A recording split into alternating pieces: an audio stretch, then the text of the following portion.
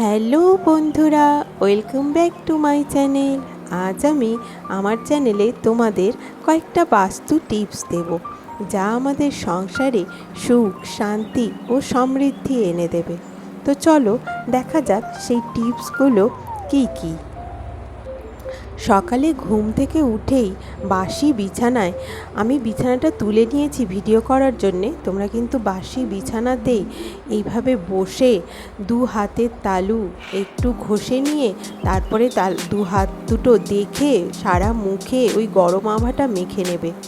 তারপরে 10 সেকেন্ড এইভাবে একটু বসে নিয়ে আস্তে আস্তে পা দুটোকে নিচে নামাবে। নিচে নামিয়ে মা ধরিত্রীকে প্রণাম করে নেবে, কারণ আমরা সারাটা দিনভর মা ধরিত্রীর ওপর কিন্তু চলাফেরা করি। প্রণাম করে নিয়ে তারপরে আস্তে আস্তে নিচে নামবে। নেমে সোজা কিন্তু ঠাকুর ঘরে যাবে। আগে ঠাকুর প্রণাম করব অবশ্যই দূর থেকে, কারণ বাসি কাপড়ে ঠাকুরের সিংহাসন বা ঠাকুরের দরজা, গেট কিচ্ছু কিন্তু ধরতে নেই। তারপরে তুলসী তলায় প্রণাম করব এবং প্রণাম করব সূর্য দেবতাকে। তারপরে আমি বাসি ঘরগুলোর প্রত্যেকটা দুয়ারে এইভাবে একটুখানি জল ছিটিয়ে নেব। আমরা দিদা ঠাকুমাদের দেখেছি প্রথমে সকালে ঘুম থেকে উঠেই গোবর দিয়ে দুয়ারগুলো লিপে দিত। এখন তো আমরা লিপতে পারবো না, তাই আমি শাশুড়িকে দেখি এইভাবে দুয়ারে জল ছিটিয়ে তারপরে ঝাড় দিতে। যতই ব্যস্ততা থাকুক, যদি খুব ভালো করে ঝাড় দেওয়ার সময় না থাকে, তবুও কিন্তু অল্প করে একটুখানি ঝাড় দিয়ে নোংরাগুলো সব ঘরের বাইরে একটুখানি বার করে দিতে হয়।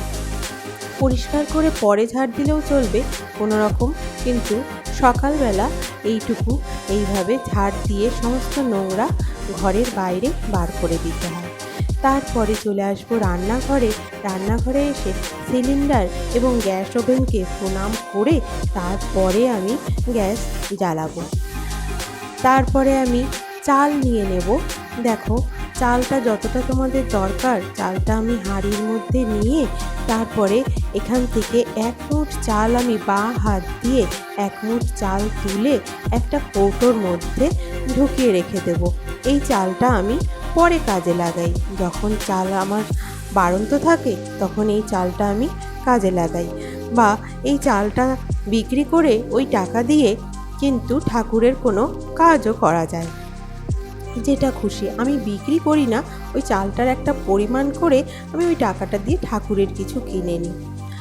তারপরে দেখো, দরজা কিন্তু কখনো একদম হাট হাট করে এভাবে খুলতে নেই। দরজাটা সব সময় একটুখানি এইভাবে বন্ধের দিকে রাখতে হয়, একদম হাট করে দরজা খুলতে নেই। এতে কিন্তু মা লক্ষ্মী খুব রাগ করেন, অপ্রসন্ন হন। তাই সব ঘরের দরজাগুলো এইভাবে অল্প অল্প করে ভিজিয়ে রাখবো। তারপরে এই যে ঝাড়ু কিন্তু কখনো একদম সামনে রাখতে নেই, যে বাইরের থেকে মানুষ এসেই যেন ঝাড়ুর উপরে চোখ না পড়ে। ঝাড়ুটা সবসময় আড়ালে রাখতে হয়। আমি ওয়াশিং মেশিনের পেছনে রেখে দিলাম এবং ওইখানটায় একটা চেয়ার বা টুল রেখে দিলাম, যাতে ঝাড়ুটা আড়াল হয়ে থাকে। এই দেখো, আমার ঝাড়ু কিন্তু দেখা যাচ্ছে না। তারপরে চলে যাব ঘর মোছার জলে মাঝে মাঝেই খাওয়ার লবণ 1 চামচ দিয়ে ঘর মুছলে কিন্তু আমাদের বাড়ির নেগেটিভিটি দূর হয়, পজিটিভ এনার্জির সঞ্চার হয়। আর এই লবণটা কিন্তু বৃহস্পতিবারে আর শনি মঙ্গলবারে একদমই দিতে নেই। রবিবারেও না দিলে ভালো হয়, শুধু বুধ আর শুক্রবারে দিলে খুব ভালো হয়।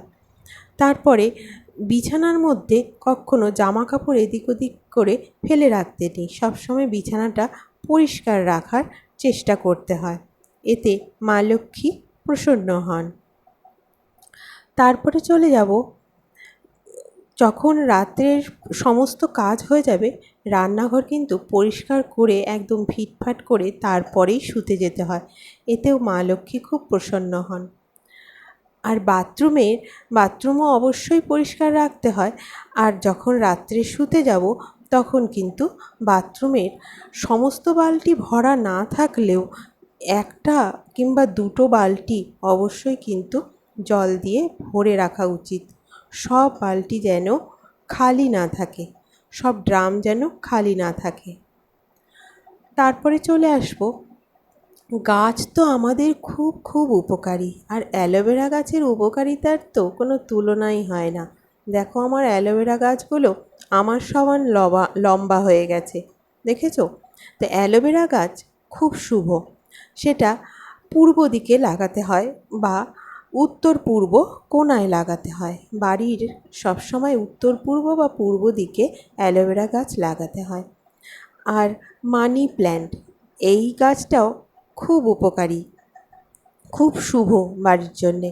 কিন্তু মানি প্ল্যান্টের এই ডালগুলো যখন বড় হয়, লম্বা হয়, নিচে ঝুলে যেতে থাকে, তখন কিন্তু সেগুলোকে সব সময় ওপরের দিকে উঠিয়ে দিতে হয়, যাতে ওগুলো নিচে ঝুলে না পড়ে।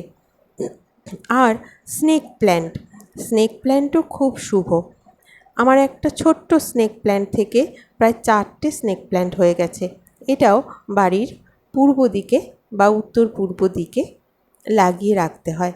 আর গাছ তো খুবই উপকারী আমাদের জন্যে। গাছের সামনে বসলে কিন্তু মনটা দেখবে এমনিতেই খুব ভালো হয়ে যায়, মন খারাপ কিন্তু দূর হয়ে যায় গাছের সামনে বসলে। তারপরে আমাদের যেই ঘরে আমরা ঘুমোই সেই ঘরে বিছানার কাছে কিন্তু আয়না রাখতে নেই, কারণ ঘুম থেকে উঠেই নিজের মুখ আগে দেখতে নেই আয়নায়। কিন্তু এখন বেশিরভাগই বেডরুমেই আয়না থাকে, ড্রেসিং টেবিল থাকে, তো সেটা তো সরানোর কোনো জায়গা নেই। তার জন্যে কী করব, রাত্রে শোয়ার সময় এইভাবে আয়নাটা আমরা ঢেকে দেব, যাতে সকালে উঠে মুখটা না দেখতে হয়। তারপরে সন্ধেবেলা অবশ্যই ঠাকুর ঘরে ধূপধুনো দিয়ে প্রত্যেক দিন সন্ধে দেব। সন্ধে দেওয়ার পরে তুলসী তলায় সন্ধে দেব, এবং সমস্ত ঘরে ধূপবাতি এইভাবে কিন্তু দেখাবো। আর প্রত্যেকটা ঘরের দুয়ারে এইভাবে চৌকোটের ওপরে কিন্তু ধূপবাতি দেখাতে হয়। আর সন্ধেবেলা 5 মিনিটের জন্য হলেও সমস্ত ঘরের লাইট জ্বেলে দিতে হয়। এতে কিন্তু একটা পজিটিভ এনার্জির সঞ্চার হয়, খুব ভালো লাগবে। দেখো, ইলেকট্রিসিটি বাঁচানোর জন্য আমরা সব সময় কিন্তু লাইট জ্বালাই না, সব লাইট যেটা দরকার পড়ে সেটা জ্বালাই, কিন্তু সন্ধেবেলা 5 মিনিটের জন্য সমস্ত লাইট জ্বালিয়ে নিলে দারুণ একটা পজিটিভ এনার্জির সঞ্চার হয়।